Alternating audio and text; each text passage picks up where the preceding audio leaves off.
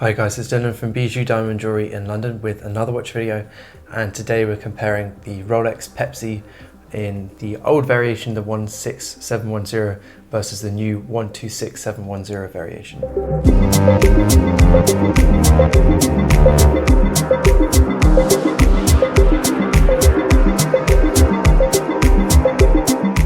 So as with all my reviews, let's go back in time now and take a look at the history of the GMT-Master.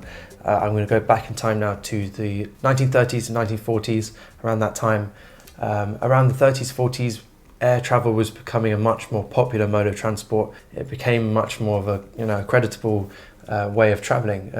Technology on aircraft meant that we could now fly further and with more people, and as a result of this, pilots were constantly traveling through time zones, which meant that they had to constantly adjust their watches and change their watches to tell the correct time. When they arrive at their destination, their watch was telling the wrong time. So it was a constant thing for them to have to do each flight. And so in the 50s, the American airline Pan Am contacted Rolex and said, can you create a watch for our pilots where they can easily and quickly adjust the time zone on their watch, and also at the same time, so simultaneously be able to tell the time in their place of origin, so their home time. So Rolex set out and looked at the way of creating a GMT watch, a dual time zone watch. And in 1954, which is just 1 year after they released the Submariner, they released, in the same case as the Submariner, the GMT-Master.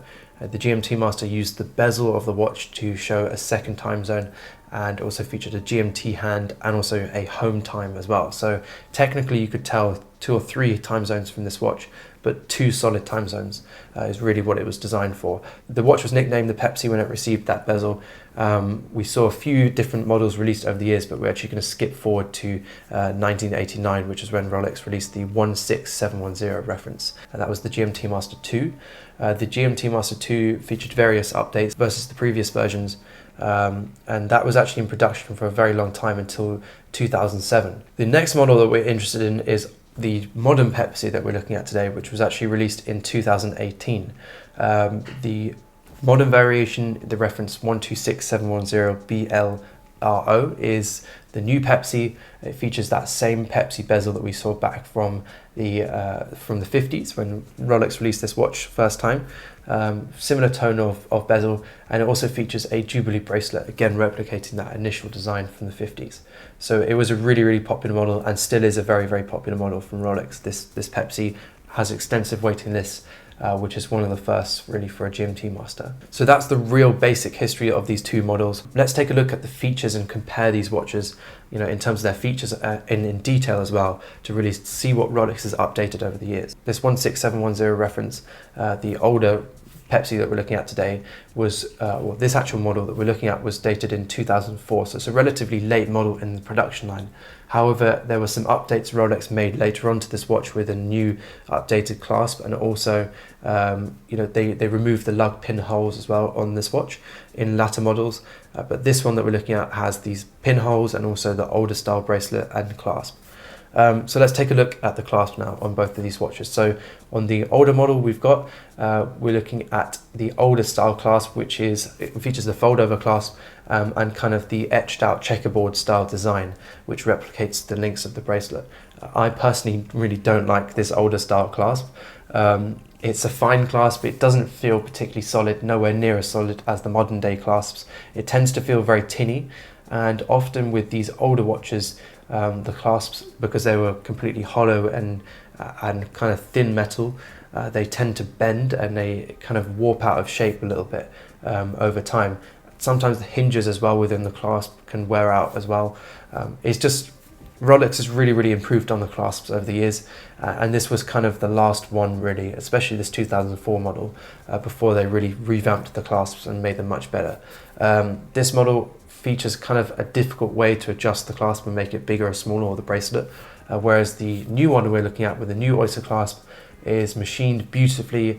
You won't have any of that warping, it's just going to keep its shape for a long time. It looks beautiful in this polished and brushed finish, very sharp clean edges with the fold over, super secure, super solid, they don't tend to wear out over time. And this one features the easy link adjustment, meaning you can extend the bracelet by 5mm, making the watch a bit more comfortable if your wrist expands in the summer.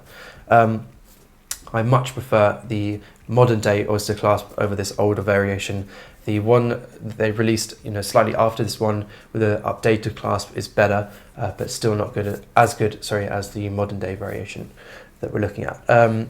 Moving now on to our bracelet, we've obviously got two completely different bracelets here. We've got kind of a pretty much standard oyster bracelet on the older Pepsi in a full brushed finish. So this was previous to when Rolex used to put a polished and brushed finish on the GMT-Master. Now obviously we've got just Jubilee bracelets, and on the precious metal variations and bimetal variations, a polished and brushed finish. The Jubilee bracelet is a really nice addition on the Pepsi. I love the original Pepsi from 1954, so I think it's a really great addition, and I love the fact that Rolex released that in 2018. I think it's a great little nod to the original Pepsi, and to have it so similar to the original variant, just with the modern features, is just really cool. So I love it that Rolex did that. Of the two, which do I prefer? I find that the Pepsi with the Jubilee bracelet, the modern day variant, is very blingy and kind of shouts out that it's expensive, whereas the older Pepsi that we're looking at with the brushed bracelet is much more understated, and actually I think, in my opinion, better for traveling. And if you're a pilot, you probably would actually prefer that brushed bracelet. You're going to be doing things, checking oil and things like that, and fuel levels on the aircraft. You might also be doing stuff in the cockpit where your watch might be dinked against something inside the cockpit. So you probably actually would rather have something that can take a few dinks and scrapes and scratches. And the Jubilee bracelet definitely hides scratches really nicely because there's so many smaller links. But I would definitely be more aware that that is a more delicate watch. It is much smarter looking though, so if you're looking for a smarter looking watch, a more special and dressy looking watch, then that newer style Pepsi with the Jubilee is a fantastic option. I think kind of the magic, a pair between, or magic middle ground between these two is the original 1954 Pepsi that featured the Jubilee bracelet. Moving now onto our case, we've got a completely different pair of cases here. The case on the older variation is a really nice slim case. It wears quite small, even though it is a 40 millimeter case size, it is a relatively small case. We've got brushed tops on this watch. We've also got a slight bevel edge as well, which is really nice. We've got some really small little crown guards on this watch, and very thin, fine, elegant lugs on the watch as well. I absolutely love the case of this GMT-Master. I think it's a great looking watch. The newer watch that we're looking at, the newer Pepsi, features the new super case with much wider lugs, kind of more stubby lugs. It's a deeper case as well, much sharper lines, no beveled edges. They're just real crisp lines between the polished edges and the brushed edges. We've got slightly larger crown guards on this watch as well.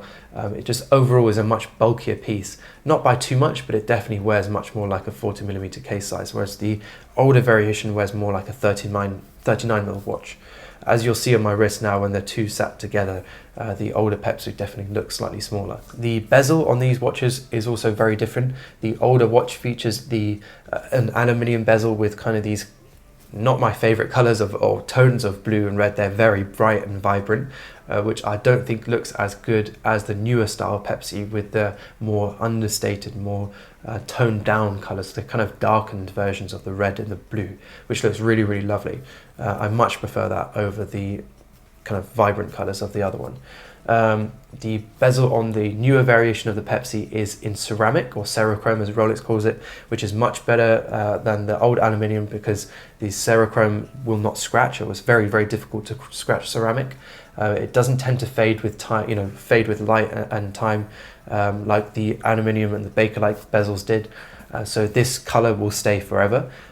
It's also got inlays, platinum inlays in this watch as well, which makes the numbers in the actual bezel stay much fresher for much longer, whereas the older one is done with paint. The older one, the font on the older bezel, I really don't love as much as I do the newer style. I think the newer style looks very smart and sporty. The bezel's actually slightly chunkier on the newer watch as well.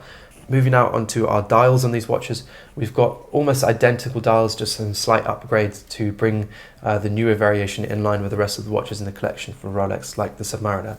The newer one features the maxi marker dials, like we see on the Submariner, and it went with the super case. When we got the super case, we got those maxi markers back again.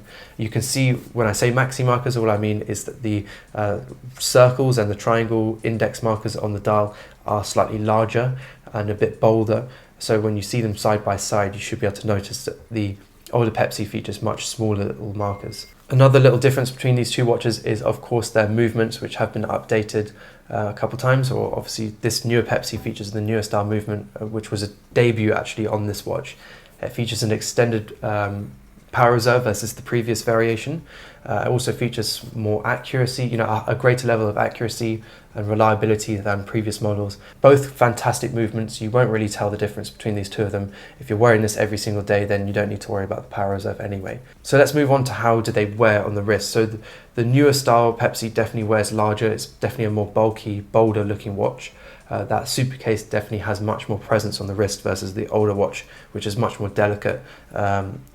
Definitely wears smaller and more in line with kind of the 80s and the more vintage watches that Rolex were creating around that time. I think the Jubilee bracelet on the newer one, or the newer version of the Pepsi, makes the watch look much more special as well. I think the Jubilee obviously adds that twinkle, that sparkle that you don't get with a brushed oyster bracelet like we see on the older variation. The older variation here really does look much more of a subtle, kind of understated, less expensive watch, whereas that Jubilee bracelet really pings that watch out and makes it look much more expensive. And those bolder lines on that Pepsi, the newer Pepsi, really help to create that sparkle more so than the older variation. So overall, which do I prefer? I love the lines, the bold lines, clean cut lines that we see on the new Pepsi.